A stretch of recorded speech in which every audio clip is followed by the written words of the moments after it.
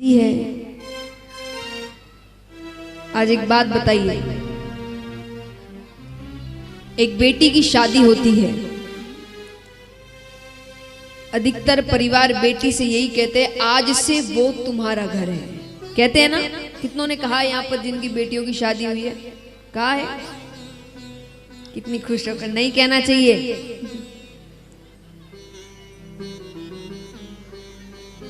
एक बार बेटी की जगह रहकर देखिए, परिवार वाले जहां आधी जिंदगी बिताई है वो कहते हैं कि वो पराई है, बेटियां पराई होती है, दूसरे घर जाना है। दूसरे घर जाए तो वो कहते पराई घर की है, वो कहती है मेरा घर कौन सा है, दोनों ही पराई कहते हैं मुझे। तो कभी ये नहीं कहना कि आज से ये घर नहीं है, आज से वो तुम्हारा, वो तुम्हारे अपने हैं। नहीं, क्यों? दो दो घर है, अब दो दो परिवार है। तुमसे ज्यादा तो खुशनसीब कोई नहीं, दो दो परिवार है लाड़ चाव करने को। और देखिए, इतनी शक्ति भी एक बेटी में होती है। यहाँ पर अगर दरबार में झूठ नहीं बोलेंगे तो जितने भाई बंद बैठे सब इस बात की स्वीकृति देंगे कि शादी को कितने भी साल हो जाए, एक जवाई कभी भी अपने ससुराल को अपना घर नहीं मानता। सच्ची बताइए, हाँ कि ना? शादी को कितने भी साल हो जाए, एक जवाई अपने ससुराल को अपना घर नहीं मानता। लेकिन यहाँ शादी को 2 दिन हुए हैं, 2 दिन बाद वो अपने पीहर मिलने जाती है, मायके में सबसे मिल रही है, शाम का समय होता है, अच्छा घर चलती है। 2 दिन में उसका घर बदल गया, घर का मतलब बदल गया। घर जाने का समय हो गया, घर चलती है। अरे घर तो यही है, आधी जिंदगी यही बिताई है। 2 दिन में उसका घर बदल जाता है। इसीलिए जब इतना करते हैं तो थोड़ा सोचना चाहिए। खास करके मैं सासुओं से कहूंगी, हम शुरुआत में सोचते हैं कि अभी नहीं सिखाए तो कब सिखाएंगे। तो विचार करिए, आपके लिए अगर वो नहीं, आपके लिए अकेली वो नहीं है, आपका तो पूरा परिवार है, सब अपने हैं, उसके लिए तो वहां कोई जानने वाला नहीं है। कहां पर उसके माता पिता के घर में सुबह जब वो उठे तो उससे पूछा जाता था कि खाने को क्या बनाए, क्या खाना है। और वही ससुराल में आके उसको हर व्यक्ति से पूछना पड़ता है खाने में क्या बनाए। कैसे इतनी जल्दी बदल जाएगा? तो शुरुआती के कुछ साल, कुछ महीनों में उसकी गलतियां भी माफ कर दो, क्योंकि उस समय आप सोचिए, आप अगर उसको डांटते हैं तो उसको अपने घर की कितनी याद आती है। और अगर आपके रहते हुए भी उसको ऐसा लग रहा है कि आज मेरी माँ होती तो ऐसा नहीं करती, इसका मतलब रिश्ता आगे नहीं बढ़ पाएगा। अब अगर इतनी इज्जत हम भगवान ने, हम सब ने दी है कि उस घर में भी आकर पति के माता पिता को माता पिता ही मानते हैं, तो माता पिता का अर्थ तो सब जानते हो क्या होता है। तो क्या हम सच में माता पिता का फर्ज निभाते हैं? तो इसीलिए कुछ महीने या कुछ साल उसको थोड़ा समय दीजिए। कोई बात नहीं, गलती कर भी तो क्या है, अपना घर है, कोई बात नहीं। जैसे हम अपनी बेटियों के साथ करते, कोई बात नहीं, हो गई गलती हो गई। अगर वही बहू गलती कर दे तो कितनी बड़ी बात हो जाती है। वैसे ही बहुओं के लिए भी कहा जाएगा कि आप भी उनके लिए नए हैं, अभी आपके बीच भी वो प्रेम तो बना नहीं है, तो आपको भी थोड़ा समय दें। अब कभी उन्होंने चिल्ला भी दिया था, आपकी माता चिल्ला देता, आप घर छोड़ देते थे क्या? नहीं छोड़ते थे ना। अगर अपनी माता चिल्ला दे, कभी आप पे क्रोधित हो जाए तो हम घर छोड़ देते थे। तो उन्होंने थोड़ा चिल्ला दिया तो क्या हो गया? कोई बात नहीं। रिश्ते देखिए, हमेशा याद रखना, 2 तरफा होते हैं। कोशिशें दोनों को करनी पड़ेगी, वरना रिश्ता कभी नहीं बन सकता। तो महाराज उन्होंने कहा कि आज नानी बाई की बेटी हो गई, उस बेटी की शादी होने जा रही है और उसके नाना को खबर तक नहीं है अभी तक। तो पहली पत्रिका तो नरसिंह जी को जाएगी। अब पहले बुजुर्गों की बात नहीं टालते थे, भले ही बात अच्छी नहीं लग रही है। अब आजकल कोई बुजुर्ग ऐसी बात, आप चुप रहिए, आपको नहीं पता, ये सब नहीं होता आजकल। कई बार कई लोग कहते हैं कि आपको क्या पता, अपने जमाने की बातें करते रहते हैं। पर पहले ऐसा नहीं, पहले वो ऐसा नहीं था, पहले बात अच्छी नहीं लगती थी, पहले भी नहीं लगती थी, लेकिन पहले बात नहीं टालते थे। घर के बड़े ने कही है तो कर देते हैं, उनकी खुशी है। तो पत्रिका लिख दी। अब देखिए सारे कार्यक्रम तो कोई ना कोई होटल धर्मशाला बुक कर लेते, वहीं होते हैं।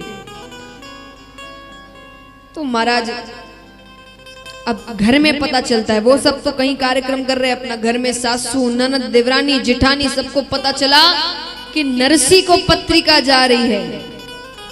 माँ तो धमाका मच गया, सब टेंशन में आई, कुछ भी करो नरसी को यहाँ मत लेकर आओ, इतने बड़े बड़े मेहमान आ रहे, बेइज्जती हो जाएगी।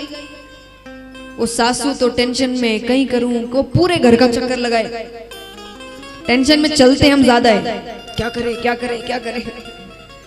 इतने में ही दादी सासू मंदिर से आई। दादी सासू किसको कहते हैं? दादी सासू माने सासू की सासू। देखिए मैंने इसलिए पूछा, ऐसे तो सभी जानते हैं, लेकिन आजकल सासू ही ज्यादा दिन नहीं रहती। तो दादी सासू की तो क्या बात हो रहा है भाई, उम्र ऐसी होती जा रही है। अब हमारे पूर्वज 100 वर्ष रहे हैं और यहाँ 60-70 तक तो सब धीरे धीरे उम्र भी तो घट रही है। तो महाराज तो दादी सासू, लेकिन पहले ऐसा नहीं था, पहले अच्छी खासी उम्र होती थी और उम्र के साथ साथ सेहत भी। आजकल छोटे छोटे बच्चों में कितनी बीमारी आ गई, उसमें सेहत भी थी। वो अपने आप मंदिर से आई, अब मंदिर से आकर देखे कि उसकी बहू घूम रही है। वो कहती अरे बींदनी तो क्यों चाल रही है भाई, थोड़ी देर बैठ तो जा, आराम तो कर। बस महाराज आपको इतना ही कहना है, बहू कितना काम करे, थोड़ी देर बैठ तो जा, भले ही आपकी बहू कुछ भी नहीं करे। कहने में क्या जाता है, तारीफ करना बड़ा सुखदायक है महाराज। और अगर बहू के परिवार से पीहर वाले आए हुए हो तब तो पूरी बहू पुरानी बात दो। जब से मेरी बहू आई है मेरे घर तो लक्ष्मी आ गई। अरे सुबह 5 बजे उठती है, पूजा पाठ करती है, बच्चों को क्या होशियार, फिर देखो दूसरे दिन से टाइम पर दूध जूस दवाई नरम नरम रोटियां सब मिलेगा। तारीफ करके देखो। तो वो भी अपनी बहू से कहती है अरे बींदनी बैठ जा, बींदनी क्या हुआ, बींदनी बता। बींदनी कहती है खा जाओ बींदनी को, दिन भर बींदनी बींदनी। अरे डोकरी ने कहा क्यों चिल्लावे, क्या बात है? उसने कहा नरसी को पत्रिका जारी है, वो मोडिया यहाँ पर आएगा, ब्याह बिगाड़ेगा।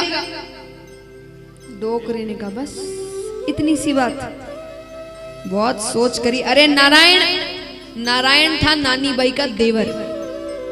वो कहती है नारायण जल्दी से कागज और कलम लेकर आ गया। बोले अब इस कागज में इतना मायरा लिखो, इतना मायरा लिखो, इतना मायरा लिखो कि नरसी जी की 7 पीढ़ी भी नहीं दे सके। और अंत में विशेष वो नोट लिखते हैं ना, उसमें लिख देना इतना मायरा हो तो ही आइएगा, वरना वहीं पर जींजा बजाइएगा, यहाँ आने की कोई जरूरत नहीं है। आ गया तो हमें मायरा मिलेगा, और नहीं भरना होगा तो नहीं आएगा, वो हम चाहते हैं। अब तो सासू दादी सासू के पैरों में, अरे सासू जी आप तो बड़े होशियार हो, मैं कब से। डोकरी कहती तभी मैं कह रही थी मेरे पास बैठ तो सरी, बैठ तो सरी। डोकरियां बहुत तेज होती है। एक बार एक डोकरी ने महादेव जी की तपस्या करी, महादेव जी को प्रसन्न किया। महादेव जी ने क्या कर कहा डोकरी एक ही चीज दूंगा, बोल क्या चाहिए। डोकरी ने कहा, उसे लगा मुझे इतनी समझ है नहीं आज के समय के हिसाब से, उसने कहा अपने घर पर पूछ कर आती हूँ मैं पहले। डोकरी घर गई तो बेटे ने कहा कि माँ आपके पास धन नहीं है, आप धन मांगो। बहू ने कहा आपके पोता नहीं है, पोता मांगो। डोकरी कहे मैं अंधी अपने आंखें ही नहीं मांगू। पर डोकरी की मांगने की कला देखो महाराज। डोकरी ने कहा महादेव जी से प्रभु मैं एक ही चीज मांगू। बोले क्या? बोले मैं अपने आंखों से अपने पोते को सोने के पालने में झूलता देती। मांगने की कला देखो महाराज, या डोकरियां कम नहीं होए। आप इनके पास बैठो नहीं, बैठो तो कैसे होशियार कर दे आपको। दाल का सीरा कम होवे और मेहमान ज्यादा होवे तो सीरा कैसे बचाना है, डोकरियां से सीखो। पर जैसे जैसे लोग बड़े हो रहे हैं, सब जानते हमको ही सारा ज्ञान है, हमको नया ज्ञान है। इतना ही नया ज्ञान हेल्प कर देता तो आज के समय में इतनी आत्महत्याएं, इतने काउंसलर के पास नहीं घूमते बच्चे। आज जोश तो है पर होश नहीं है, स्थिरता नहीं है, कहां रुकना है, कब शांत होना है, कब क्या करना है, ये समझ नहीं है। और ये समझ आपको बड़े बुजुर्ग देते हैं। तो होश लेना है तो डोकरियों के पास बैठो, जोश तो कहीं से भी मिल जाता है। आइए पूरा परिवार मिलकर मायरे का कागज लिख रहा है। 25 मन लिखो सुपारी, 25 मन रोरी जी। 25 मन लिखो सुपारी, 25 मन रोरी। 25 मन लिखो कलेवो और मेवा की बोरी राम जी। 25 मन लिखो कलेवो और मेवारी बोरी। 1000 थान में मोती लिख दो, शाल दुशाला काकड़ा। 1000 थान में मोती लिख दो, शाल दुशाला काकड़ा। ठट्ठा करे नरसीरा ब्याही, बख्तावर छे बापड़ा। ठट्ठा करे नरसीरा ब्याही, बख्तावर छे बापड़ा। हरी 1000 थान में मोती लिख दो, शाल दुशाला काकड़ा। 1000 थान में मोती लिख दो, शाल दुशाला काकड़ा। 80,000 तो मोहरा लिख दो, करोड़ रुपया रोकड़ी। 80,000 तो मोहरा